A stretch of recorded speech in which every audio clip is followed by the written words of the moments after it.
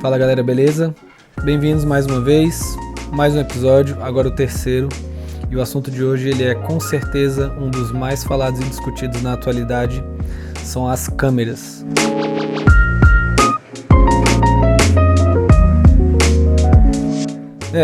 A câmera, né? O equipamento primordial do cinema.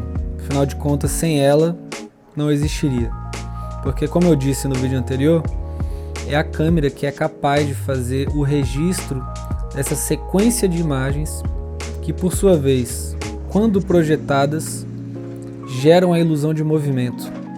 Essa é a convenção da linguagem do cinema, né? A imagem em movimento. Então, na verdade, hoje, mais do que falar sobre a câmera, eu vim aqui diretamente dar algumas dicas para você que está pensando em comprar uma câmera nova ou às vezes comprar a sua primeira câmera, tá?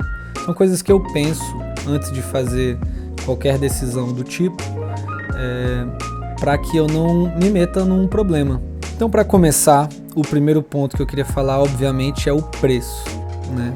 Eu acho que, na verdade, qualquer compra que a gente vai fazer, a gente tem que ter esse ponto em mente. Qual é a realidade financeira sua nesse momento para poder fazer esse investimento, né?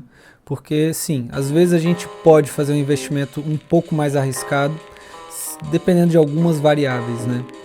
Mas a verdade é que eu costumo pensar o seguinte: se eu compro uma câmera de 5 mil reais, vamos dizer assim, quanto tempo eu vou levar para pagar esses 5 mil reais? Por mais que eu tenha o dinheiro no meu bolso para pagar, eu quero saber em quanto tempo esses 5 mil reais voltam para o meu bolso.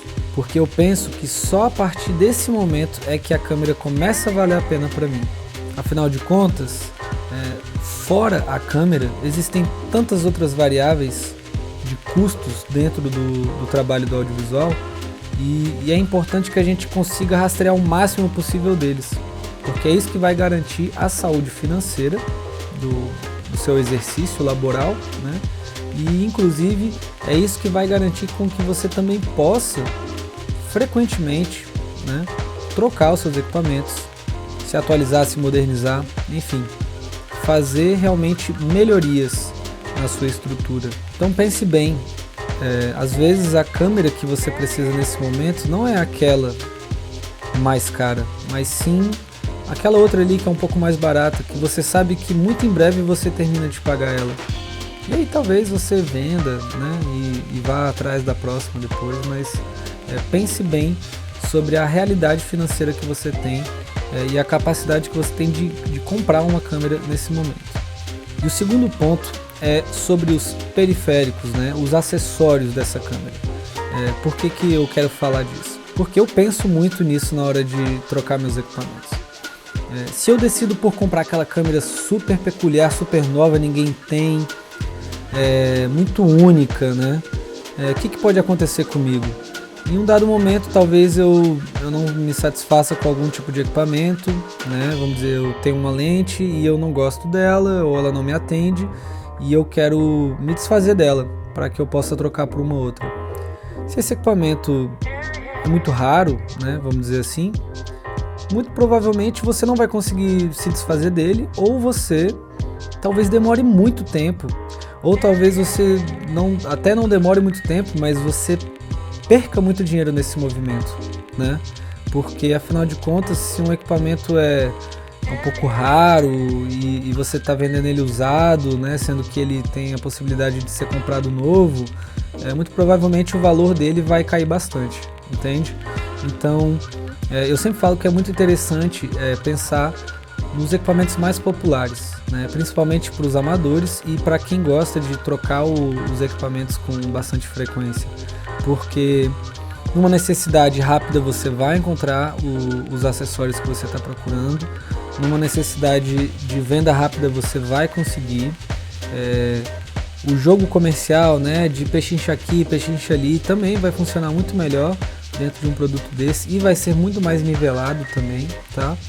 E não só isso, mas a disponibilidade desses periféricos, né, desses acessórios, vão ser muito melhores, né? Existem equipamentos às vezes que, principalmente aqui no Brasil, a gente tem muita dificuldade de conseguir porque não são populares, né, no nosso país e você não encontra. Então você sempre tem que pedir de fora, né, e esperar muito tempo, às vezes mais do que você imagina, né, para que eles cheguem.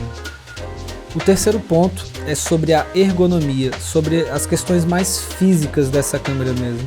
Porque dependendo do tipo de filmagem que você faz, a sua câmera vai ter de ser especial em algum ponto ou outro, né? Vamos dizer que, por exemplo, você viaja muito e você faz vídeos das suas viagens. Então, muito provavelmente, para você será melhor ter uma câmera compacta e leve, né? Isso porque você vai evitar problemas com espaço na hora de viajar ou sobrepesos, porque a gente sabe muito bem que, principalmente em avião, pode ser um problema gigante, né? Não ter espaço ou ultrapassar o peso, né? Limite, porque você vai ser cobrado com taxas absurdíssimas, né? A gente sabe muito bem como é que é. E a gente também pode botar um outro exemplo aqui, bem extremo, em outra ocasião, que seria, você trabalha fazendo filmagens do mundo selvagem, né? Então, igual aquele pessoal do Nat Geo, do Discovery Channel, né? Canais do tipo assim. Como você vai estar exposto à natureza, a climas diversos, muitas vezes extremos, situações às vezes perigosas, né? Ou, enfim, muito arriscadas, muito provavelmente você vai ter de optar por um equipamento robusto e forte, que você possa confiar de que a menos 20 graus ou a 50 graus ele vai continuar operando, funcionando normalmente, e que também, se houver muita umidade ou se houver poeira, o equipamento não vai parar de funcionar por conta disso, né? Ou até mesmo que você tenha que sair correndo de algum animal, alguma coisa do tipo, né? É um equipamento que tenha que aguentar choques, né? Então, se você reparar, esse pessoal, eles usam câmeras fotográficas muito mais tradicionais, né? Vou até mostrar aqui, ó. Olha, essa daqui é a minha primeira câmera, eu amo ela, eu uso ela até hoje, para vocês terem ideia, né? Ela vai fazer 10 anos comigo. Essa é uma 5D Mark II, tá? Ela é uma câmera robusta, né? Você pode ver que ela não tá nem com a lente aqui, ela já é grande, né? Olha aqui os tamanhos dela, né? As dimensões, assim. Ela é uma câmera grande.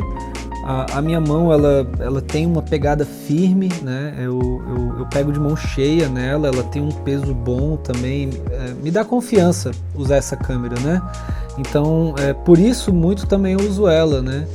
Além dela ser uma full frame, claro, né? Eu gosto muito do aspecto que a imagem da full frame também entrega, mas ela é uma câmera robusta, né? Ela é uma câmera que quando você tá com ela na mão, você sabe que você tem uma câmera na mão, né? Em comparação, eu tô filmando agora com a minha outra câmera, é uma Sony A6300, e ela é assim, cara, do tamanho de um celular, eu juro pra você. Ela só não é tão fina, óbvio, né? Nem tão óbvio, né? Mas assim, ela não é tão fina. Mas apesar dela ser ótima, né, e eu acabar usando ela muito mais hoje em dia, ela me incomoda, assim, né? Eu pego ela e, como eu tenho o costume dessa câmera já de muitos anos, eu pego nessa daí, parece que eu tô pegando uma coisa muito frágil, eu não tenho pegada realmente, né? Mas enfim, tem pessoas que se adaptam muito melhor a ela e existem ocasiões em que ela realmente vai ser melhor. Eu tenho alguns trabalhos que eu faço às vezes que eu capto imagens de pessoas assim sem que elas percebam, né? Fotografia de rua, ou às vezes até mesmo em alguns trabalhos que eu quero pegar um momento de espontaneidade de alguém, né? E não denunciar que eu tô roubando uma imagem dela. Então eu uso essa câmera, né? E funciona muito bem também. Então pensem na ergonomia da câmera que vocês precisam para o trabalho de vocês, é muito importante.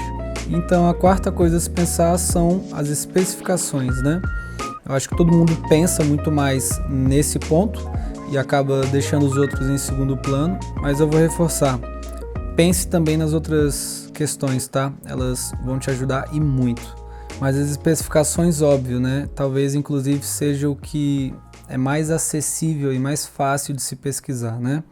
Agora tem algumas coisas que eu acho que você deveria pensar um pouco antes.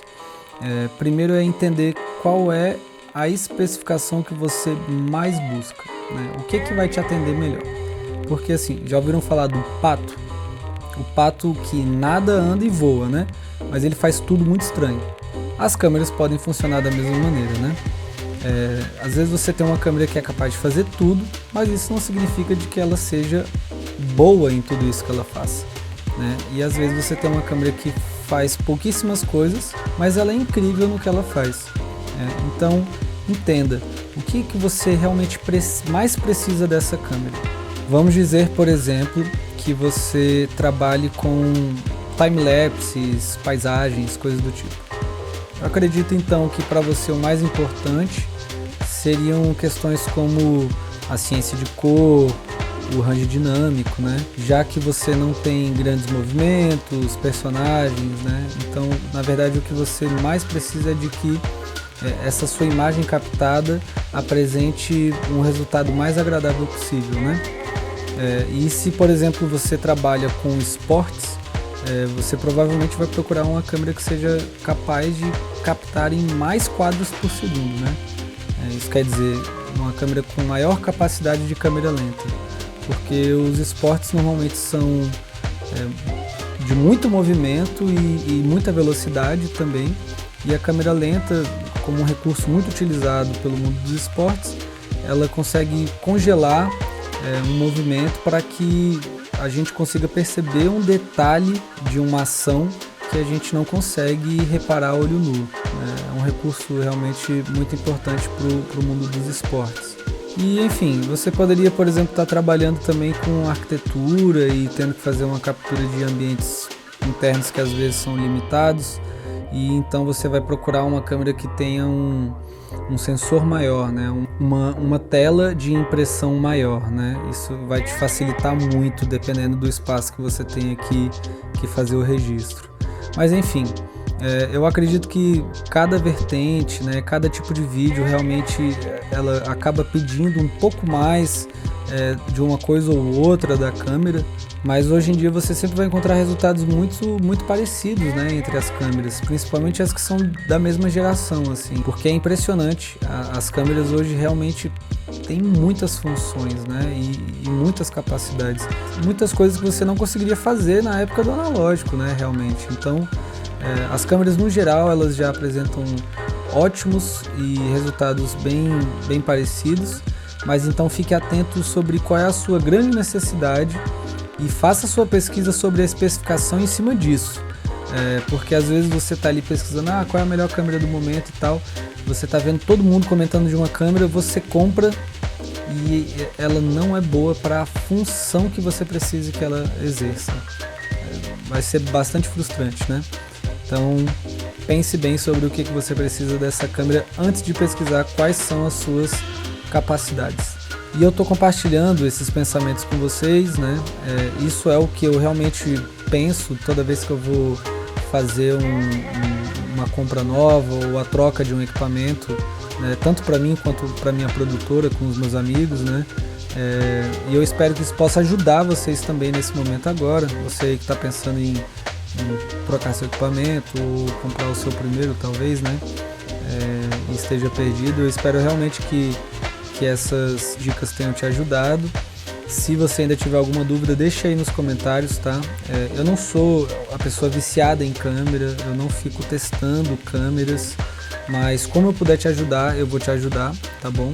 E aproveitando essa brecha dos comentários, galera, comenta também o que você achou, beleza? Você aí, ó, que não se inscreveu no canal, se inscreve, ativa o sininho, assim a gente vai ficar bem mais conectado, você vai ficar sabendo toda vez que eu lançar alguma coisa. Marca se gostou, se não gostou do vídeo, eu sempre vou pedir isso, tá? Compartilha com os amigos de vocês.